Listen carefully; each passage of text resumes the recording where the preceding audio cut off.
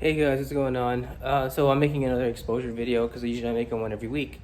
I apologize profusely for the last one I made. It was really, really bad.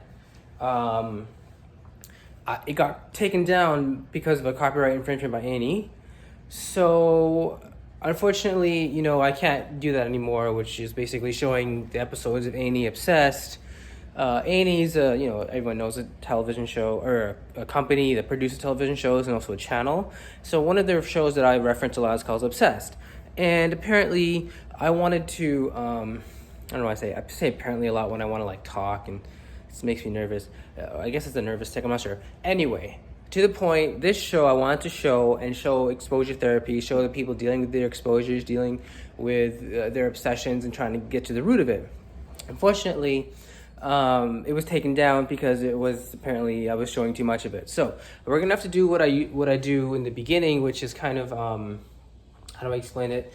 Showing existing videos on YouTube about mental health, and then while I'm doing my exposure, like first I'll do my exposure, show you guys how to do it, track my anxiety on a 0 to 100 scale of choking on food, and then I will put on my tablet and simultaneously you can watch. I'll turn my phone so you can watch it. Anything on YouTube that's about exposure therapy, about anxiety, about depression, while I take notes while I'm doing my exposure. Then after I finish my exposure, what I'll do is I'll talk about and comment on what we just talked about, what we just watched. So I'm gonna do that. And I'm choosing to start now. My video, it's very eclectic, and usually I'm sitting down saying hello, welcome to my exposure. I don't know why. I really don't know why. It could be because I'm having a bad day today. Like a couple things are just bothering me. I really don't want to get into them. It's just usually some days you're just like, some days you are just bad. That's just life. That's the stuff that's happening around you, right? That's you just need to observe that, see where you are, understand where you are in relation to that, and kind of just realize that's life. So I'm gonna take my first, what I do, and I recommend this for people who have choking phobia. Before they do their exposure, what you want to do is drink one kind of bottle of water for a couple reasons. One, it helps with the lubrication of the throat. And that may be more of like a psychosomatic, medical, kind of like a magical reasoning, magical thinking type of deal. More importantly, though, it's because the thing is, when you do that, your body is convinced that it's about to eat something, right? So your body will get into this train of thought of trying to eat something, and it may even spill over to, your mind kind of getting connected to this idea of I'm going to eat something. So it may help on that level. I'm not a therapist. I'm not a doctor. What I do know is when you drink water, your body gets convinced it's going to eat something. It's like a, medical thing. It just happens. It's like it's scientific. When you drink water, your body believes it's going to eat something. Maybe because usually when people eat, they drink water. I don't know. The point is that will start the whole process going in your mind and your body of hopefully wanting to eat something. So I'm gonna do that first. I always do this too because I don't drink a lot of water, so I kind of have to like tell myself to drink water. So yeah.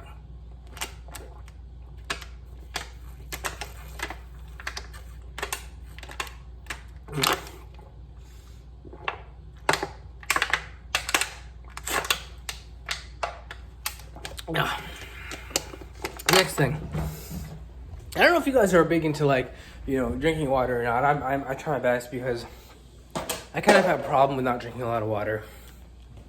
I think it comes down to the fact that water is like, when you drink it, there's a social aspect to it, and me with having full of shame of my choking phobia, it's kind of like a hidden shame to drink water.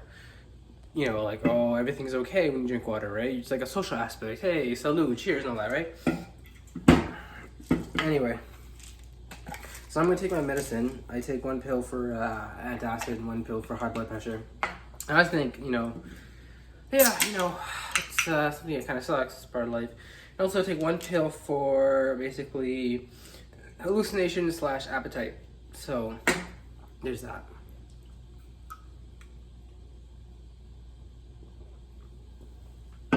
I would think that I would fear choking on pills.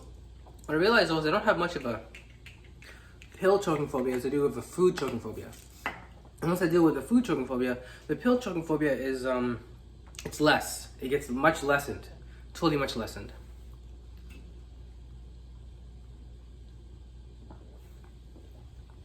For example, I would used to rate, and now I don't rate the anxiety levels before and after choking on taking a pill. All right. So first things first, going to, I guess, show you guys what I'm eating and do a 0 to 100 exposure. All right. What I have here is, what was that? Something fell. Oh, not a big deal. I think it was just my pimple cream. You know, I can deal with that later. All right. So we have here our breaded chicken dippers, okay, from Pizza Depot, and which is a store here. It's really popular, and French fries from Pizza Depot. Okay, regular old food, regular fare, you could say, and blue cheese. They forgot the second blue cheese. I'm not gonna get angry. You know what I mean? Like, I mean, it's part of life. I ordered 2 blue cheese, I only got 1. Honestly, what's the point of arguing and complaining at this point? The next thing you just want to do is just learn from this mistake, and next time you order is just write, please don't forget the blue cheese. And most of the time they're really accommodating and they'll just give you the blue cheese, obviously, that you paid for. So, 0 to 100, fear of choking. Take into account simply your fear of choking. I know I want to talk about other things like, oh, I'm having a bad day, this is happening, that is happening. No, we're not talking about those things. We're talking about choking on food. This is the specific phobia we're working on. It's not dealing with, any sort of problems having, it's basically just that. So your specific phobia of choking on food. 0 to 100, how much do you fear? It's the question you want to ask yourself, right? So you want to have the food like this. You want to have your notepad right here. You want to have a pen, and you want to be able to be ready to write a number down, right? 0 to 100, how much do you fear that you're going to choke on this food? How much do you fear that, your phobia will come true? And so you write it. And for me right now, it's like, I'm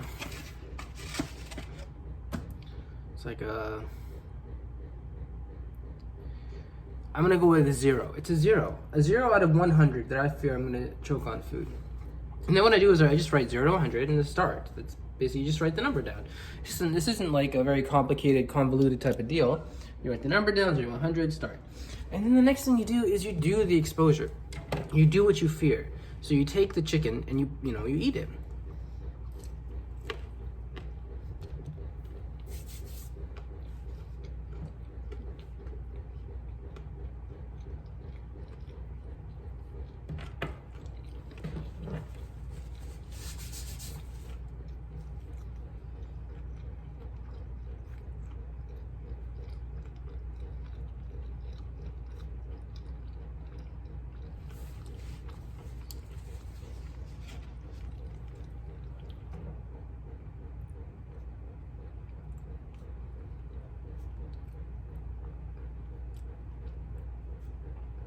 Now what I do at this point is I write down my thoughts simultaneously as I'm doing the exposure, and I try to see where my anxiety is going. Like with a 0, it's really hard to do that. And that's the basic idea, and you stay with it. You keep doing it until you become bored of your anxieties. Sorry, of your exposures. The whole goal is to become bored of your exposures. That's the whole goal. To not want to do them anymore. To be like, these are boring. It's not to say, there's a big word for it, called desensitization and reprocessing. It's called desensitization. It's based on this thing about neuroplasticity, and brain can change. How it learns, I guess, fear. So, now I'm gonna pull up a video about mental health. Hopefully having to do with, exposure therapy, choking phobia, something around that. I've watched almost every video on YouTube about exposure therapy, so let's basically watch the ones that I haven't watched. I'll try to find one. I don't know. All right. What I want to also do is make sure that you guys can see when when I flip the camera, you guys can see well.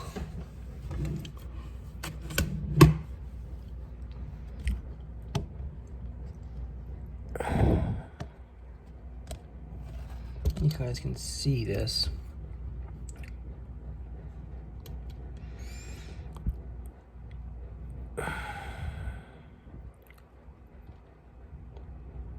Okay. All right. Let's see here. Which one is like, I've watched so many. At this point, let's see, I don't know which ones to watch. If you guys see one you want to watch, just, I guess either watch it on YouTube or, to watch it on YouTube. Or if you want me to perhaps comment on them, right in the comments. Let's start here.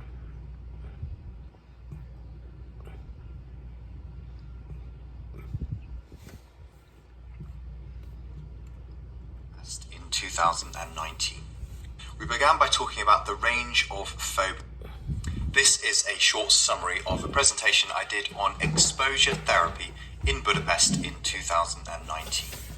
We began by talking about the range of phobias, which is rather large, but interestingly, phobias have an evolutionary bias, which means people are generally more scared of spiders than they are of cars, and also we might be more scared of the dark than electricity, even though cars and electricity are far more dangerous than spiders and the dark. The phobia we're most concerned with here is kinesiophobia, which is the fear of pain due to movement. During successful exposure therapy, a new set of behaviours seems to be learned when reduction strategies or safety behaviours are avoided. Then we looked at what is anxiety, and it's really very similar to pain. Anxiety is an organism's response to the perception of threat. You don't actually need a threat, just the perception of one that affects our feelings, thoughts, and behaviours. And this, of course, is rather like pain. Actual or perceived tissue damage can cause us to experience pain. And this is influenced by our thoughts, behaviours, and by social factors as well, which brings us the biopsychosocial factors, which are key to our understanding of pain. When we experience anxiety and when we experience pain, the brain activates the sympathetic nervous system and triggers the fight, flight, or freeze response. And I've added freeze because often when we experience pain, we don't fight or flight. We tend to tense up and freeze, particularly if we're experiencing some lower back pain, for example. And with this comes a physiological response, such as an increased heart rate, increases in breathing, and also nausea as well. There's also a cognitive shift of attention and an increased threat focus. We become hypervigilant of key areas of the body. And also behaviour-wise, we engage in avoidance behaviour and safety-seeking behaviour, such as further assessments from doctors and chiropractors, for example. So when it comes to exposure therapy, what is it and how can we implement exposure therapy treatment? This slide here neatly summarises what exposure therapy is. The patient must be presented with information that's incompatible with their maladaptive beliefs about danger and intolerability, and this information may be presented in a verbal format or visually, or of course through experience of exercise and manual therapy. Safety and avoidance behaviours must be eliminated, and new behaviours must be strengthened to help them generalise and endure. Now there's one problem with pure raw exposure therapy, and that's that there is no warm-up and no other strategies for reducing discomfort during the exposure. Because by creating the biggest mismatch between bad expectation and a positive outcome, you have the strongest learning experience. So if the goal of exposure is the expectation outcome mismatch, then the bigger the mismatch, the better. And unfortunately, in a therapeutic setting, this often doesn't work for us. What does work better for us is the combination of cognitive therapy with exposure therapy, which essentially makes up cognitive behavioural therapy. And this is because the cognitive element involves explanation and pain education, which really helps patients to understand what we're trying to achieve and also helps for the outcomes to be more durable during normal daily life. So at this point, it's important to recognise that pure exposure therapy would not allow the use of any prior therapeutic input or even any prior therapeutic explanations. However, using a more inclusive cognitive behavioral therapy approach allows us to use a range of management strategies, which would of course involve explanation, exercise, and manual therapies as well. Now, I'd like to suggest that there is possibly an issue with the idea of graded exposure therapy, or grading any kind of exposure for the patient. And this is because grading exposure in physical rehabilitation unwittingly perpetuates the notion that pain is harmful because you avoid the larger pain exposures. Also, graded exposure can also mistakenly install the belief that pain relief or habituation needs to occur if exposure is deemed to be successful. And of course, this is not the case, because part of what we're trying to do with cognitive behavioral therapy is to educate the patients to know that they can experience pain during movement, during exercise, and that this is acceptable in the longer term management of their condition. So grading exposure and focusing too much on pain relief may enhance the maintenance of fear of movement and fear of pain.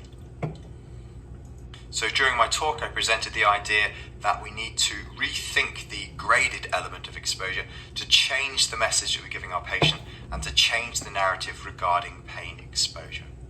We can still give the tasks hierarchy, but the exposure to them does not need to be graded, and perhaps more of a menu approach would be a better way of using and presenting this type of treatment approach. In reality, we all use exposure therapy every day when we're treating patients, as we move the patients into new movement ranges and make them feel safe, and then break down their maladaptive expectancies. And then when we've broken down those maladaptive beliefs and proven to the patients that they can move more than they thought they could, then we start to move them towards more functional tasks, to engage in more leisure activity, to bring in social elements, and also to work towards personal goals as well. Another thing that the research indicates and that we need to be really aware of, and that's that fear generalizes, but its removal can be specific, and pain again can be the same here. So that's why we aim for functional exercises and movement and task variety, because research in back pain patients, for example, showed that exposure to physical movement did not generalize across a range of other movements. So that's why we really need to make sure that we add in lots of movement variety in order to make the pain relief and the improved movement more generalized and more durable in normal daily activity. When it comes to reducing or extinguishing kinesiophobia, we can begin with just imaginary exposure performance or imaginary movements, for example, because the brain really can't tell the difference between imagined movements and real movements if enough thought is given to their performance. We can then move on to meaningful movements, which involve lots of variety and also paying attention to the environment, perhaps initially making the environment one which is safe for the person to perform the movements, the exercises and rehabilitation, and then we can manipulate the environment to create more challenging situations which help to broaden and build the exposure element, effectively making it more durable. It's important, of course, that we need to engage with pain education so that the patient can accept the pain during some of the exercises, and that the pain is not something which is a barrier to them performing normal everyday tasks. And the patients also need to be mindful of what they're doing and to pay attention to their movements, and this is where we can bring in things such as sensory discrimination and paying attention to the way that they move in more of a finite manner rather than just counting reps and sets. And that then brings us to desirable difficulties, which is something that was introduced in the anxiety research in 1994 and is a method of actually making things a bit harder during exposure in order to make the exposure therapy more durable and also for it to have a broader reach during normal everyday activities.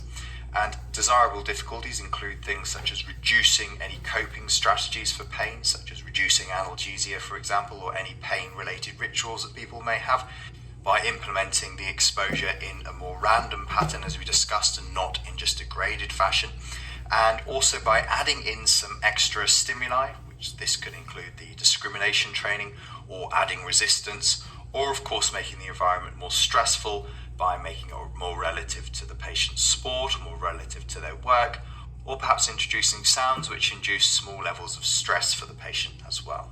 Then there was also the element of surprise rather than exposures which are planned and the patient is aware of beforehand. Successful exposure therapy as part of cognitive behavioural therapy can be designed on an individual patient basis, using a psychological functional assessment to glean the information needed in order to customise a patient plan. And this consists of 3 overarching questions, which are: what are the fear of pain and movement cues? What are the feared consequences of exposure to any of these cues? And what safety-seeking behaviours does the patient engage in? You can see on the screen here some of the more specific information that we're looking to glean from our patients when we ask those 3 key questions.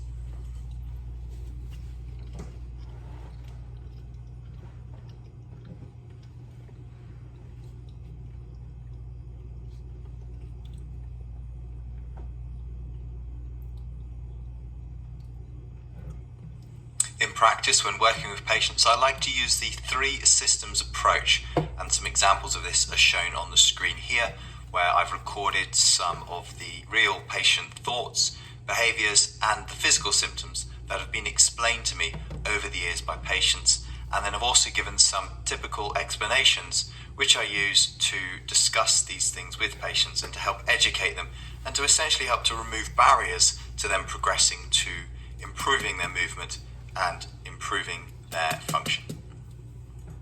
Okay, thank you for listening. This brings us to the end of this summarised and abbreviated presentation, and just a few concluding thoughts before we finish.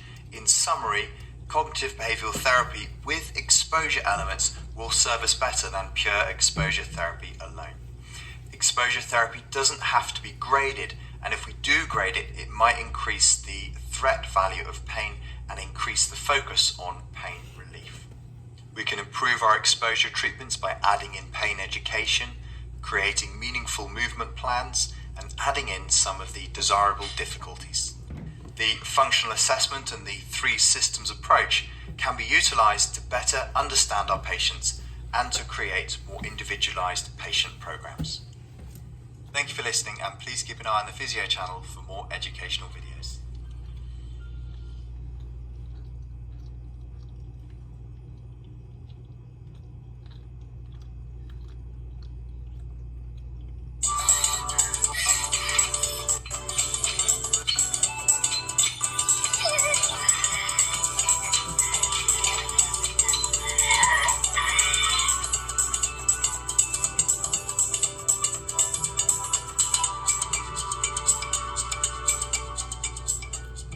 Someone with a specific or simple phobia may find it hard to believe that there is treatment available for them. Specific or simple phobias are phobias with a focus on a particular object, animal, or situation.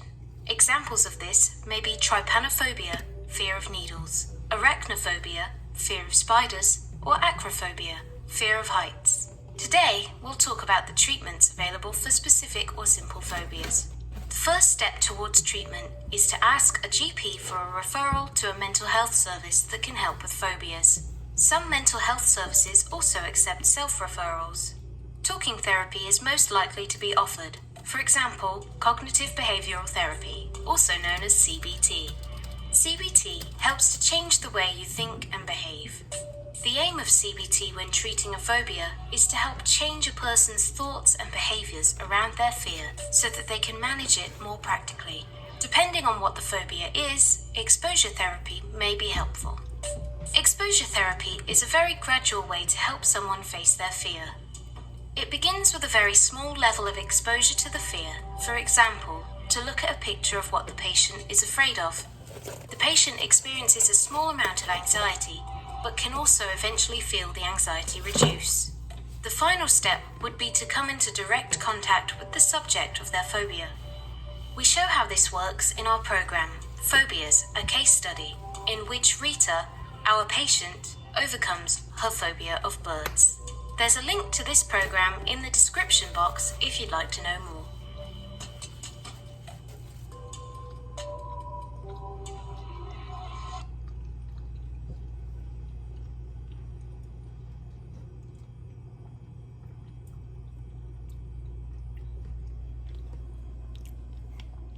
Okay.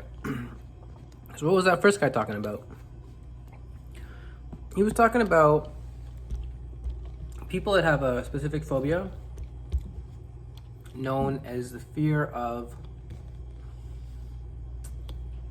moving their body parts for fear of pain. Okay? And you said that, I mentioned it before, graduated exposure therapy, where you make a list of your fears and you kind of start slow and then go work your way up, isn't good for people who have this fear of pain and moving around, because it reinforces the belief that pain is like something to be avoided, when in reality dealing with your physical pain is the whole point of exposure therapy. I'm gonna be honest, I didn't really understand a lot of that video though. I'm just gonna be honest with you guys. Like, I was listening to it and eating, and I was like, this is a phobia. This is an odd phobia. I've never really like, with all due respect to people who have this phobia, the whole point of these videos is to break mental stigma. I've never heard about this specific phobia, a fear of moving your body parts and then fear of pain resulting in that. You know, I just never have. So I really can't comment a lot about it. What I can comment on is the thing that he did talk about tangentially, tangentially to this fear, which is, how do you treat phobias in general, right? There's two parts. First part is well, let's go up here and talk about it. My whiteboard. The first part is CBT, which is understanding the connection between your thoughts, emotions, and beliefs. And the second part is exposure therapy. So you have CBT, where you understand that your thoughts, right, your emotions, and your beliefs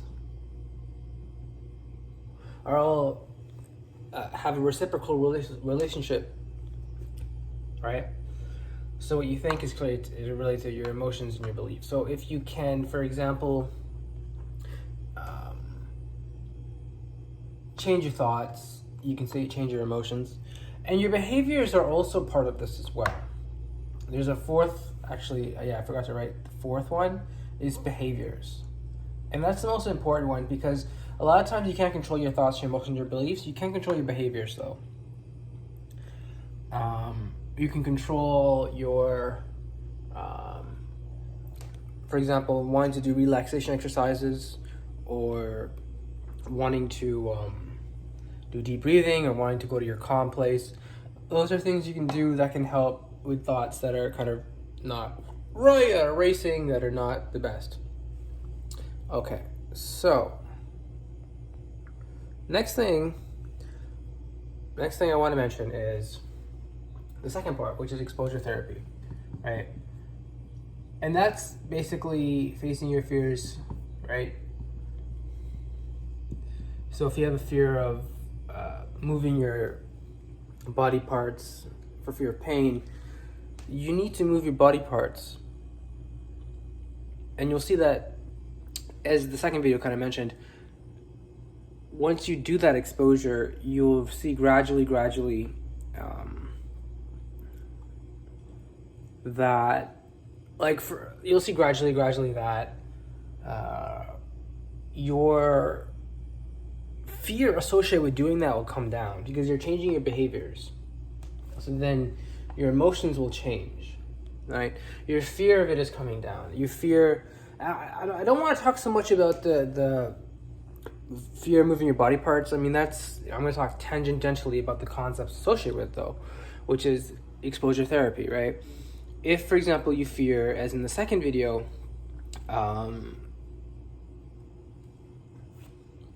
it was birds. If you just pick up a feather first, right, and get used to the idea of touching a feather and being mindful around the feather. And what I mean by mindful is feeling how it touches your skin, touches your fingers, right? And see where the anxiety goes in that moment. Where do your thoughts go there, right? What is the core thought with that, right?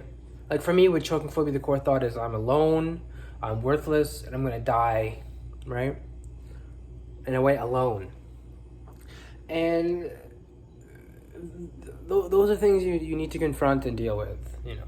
Like I've accepted I'm gonna die alone. Everyone's gonna die alone. I mean, that's just part of the human condition. It's part of human nature.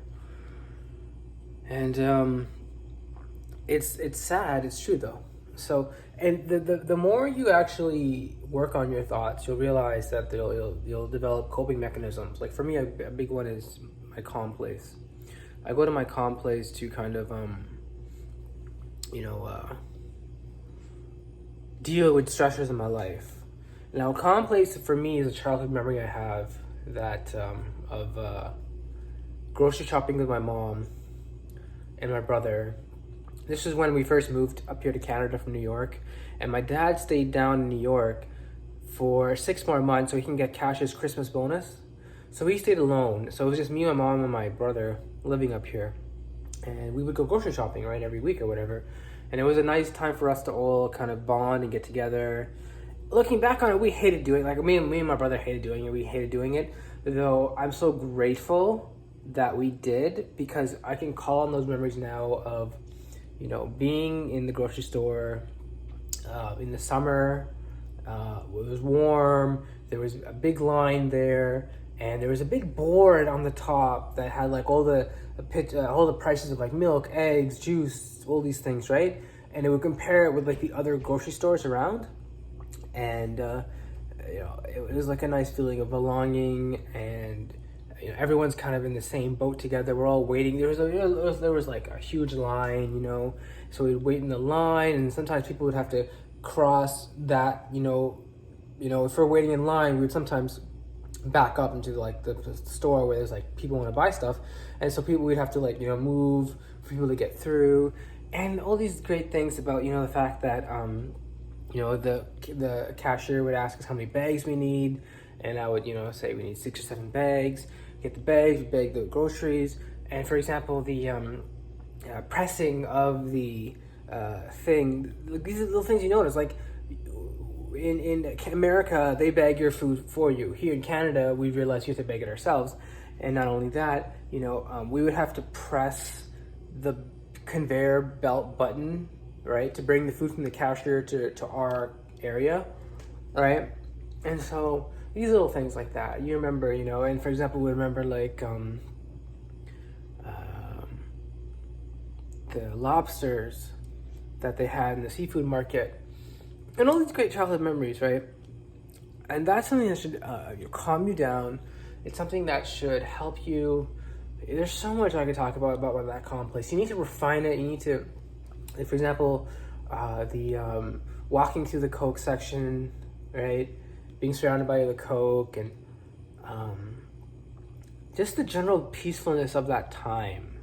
It was a pretty anxiety time. It was, it was just me, my mom, my brother, and so my dad wasn't there, and I'm be honest, like my dad's like a complete douche. I don't even want to get into it. He's done some things that really are way out of line, and so it's nice to have a memory where it's just me, my mom, my brother, and we'd be going, with our carriages, picking things, and we try to be really frugal, right? We pick like off-brand things, and it would be like a nice moment for us to all kind of like bond together, and so you gotta kind of have those calm places. They really help in changing your emotions, your releasing your thoughts, and the only problem is don't get too distracted with the calm places while you're doing something behavior, because you could kind of like lose focus. Like sometimes I'd be like focusing on my calm place while I'm like rollerblading or something, and you may not want to do that at the best all the time, because what's going to happen then,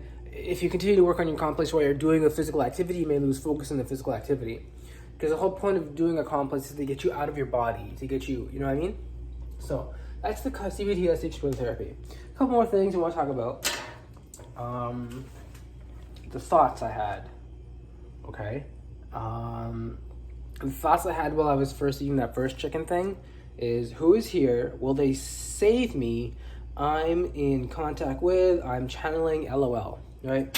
So thoughts having to deal with hyper-religiosity, having to deal with fear of death, having to deal with reassurance or behavior, right? That's basically self-explanatory right there. Couple things I want to mention, the notes I took here. Avoid safety behaviors, right? So what's a safety behavior? A safety behavior is something you do if you want to minimize the anxiety that you feel, right? So let's say you're scared of choking, right?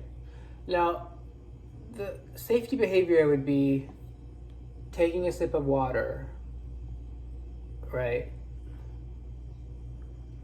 Consecutively, or not consecutively, concurrently, right? At the same time as you swallow the food. That would be a safety behavior, right? Because what you want to do is ensure that you won't die in that sip, right? That's how it was for me. I would ensure that if I have water and the food, that then I would convince myself that I wouldn't choke, which doesn't make any sense. Like, sure, it's lessened. You can still choke on the water. And, I mean, depending on how big of a bite you took, you can still choke on the food. But the thing is, I was smart. You know, my anxiety makes me smart and tells you, oh, if you just have small bites too, you'll be fine, you'll be in the clear. And so you just can keep making your world smaller and smaller and smaller, to the point where it takes like an hour and a half to eat a meal, and it takes like a big glass of water and a big glass of Coke, and it's this whole ritual, right? And it would interfere with your ability to want to do other things, because it's the only thing you would do. You would literally just live to do that thing, because that's the only time you would feel safe. Every other time around would be built around that time of fearing any time, wanting to do any sort of action or eating right outside that specific time, because it's you could choke, right? Because you're not doing your ritual. Or if you do, it's going to take a long time. You know, if you know, you guys would notice, back in the day when I would have these high levels of anxiety, I would only eat like once a meal, one meal a day, right? So I'd lose a lot of weight as well. I still only eat one meal a day for the most part. It's still because of health reasons. I'm trying to like lose weight. I know I'm not really that fat. I'm trying to lose weight though, because, you know, I am getting skinny fat. Okay, so that's the avoidance behavior. The next thing I wrote is I'm catastrophizing. And the next thoughts I wrote is simply, as I said, when you're doing an exposure, sometimes it's best just to take pen to paper and write down your thoughts consecutively, one after the other as they come to you. And I realize this helps because you can look back at them and be like, okay, what are analyze them to death. So the next one is I'm catastrophizing, right? Next one is I need to have faith. And the next one is I don't know what to say. Now, those are thoughts. Now I have an idea while I was doing my exposure, right? I had an idea to reference two people that kind of helped change my life in relation to anxiety. Their names are Les Brown and Jim Rohn. Okay? These people, Les Brown and Jim Rohn, have helped me overcome my anxiety to a level where I can actually apply what I've learned on a daily basis. I listen to Les Brown and Jim Rohn, I want to say at least 15 hours a week, at least. I listen to them as much as I can while I'm doing my job driving. And they're very positive in terms of speaking, and they have very interesting ideas about anxiety. And I don't want to get too much into them and overanalyze them. I just want to reference them, and you guys are more than welcome to check them out. Les Brown, Jim Rohn. Next thing I want to talk about is, need to take breaks. No, forget that. Next thought I had is Amazon lied to you. This goes back to something that's happening in my day today, about the fact that the Amazon delivery driver, delivered my package to the wrong house, and that was 2 days ago. And they told me, that was 2 days ago. And so they told me to wait 24 hours, and I did. And they said, we're gonna just call it the package just lost and refund your money. And be like, oh, that's great. It's just that I needed this package really, really soon. I paid for two-day delivery and everything. So it kind of sucks when they drop the ball like that. What are you gonna do, right? I mean, it's the first time it's ever happened to me. Amazon never did that. So next thought is more of a memory I had. It's kind of personal.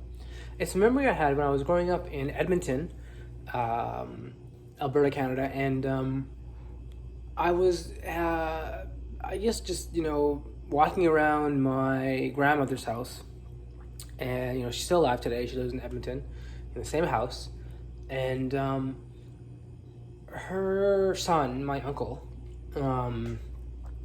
I guess, came from the basement, I believe, and said, Mom, I'm hungry. Mom, I'm hungry. And this memory was a memory I remember now, and I don't know why I wrote it down. I just was remembering it. Well, and this memory basically came to me and talked to me. It came to me and I thought to myself, okay, I want to write it down because it's a memory I want to talk about. Like, what does it mean and everything. And I remember, basically thinking about it. I mean, I don't know what else to say. I mean, that's a memory. And so it was my uncle asking my grandmother for food, and she basically saying, okay, I'll make you some food. So I don't know if it has anything to do with the exposure, like I was eating food, or if it's just a memory I just randomly had. The point is, you need to know where the thoughts are coming from. Write them down, then ask yourself, like, where are they coming from? Are they just a random thought? Are they related to something? Are they a thinking error? Are they negative filtering? Are they a memory? Are they your calm place? Are they a catastrophic thought? The point is, when you write them down like that, you'll know where they're coming from. Okay? So I think this is a very productive video that I made for you guys. Hope you guys enjoy it. And so new video next Tuesday. Remember, guys, stay with it.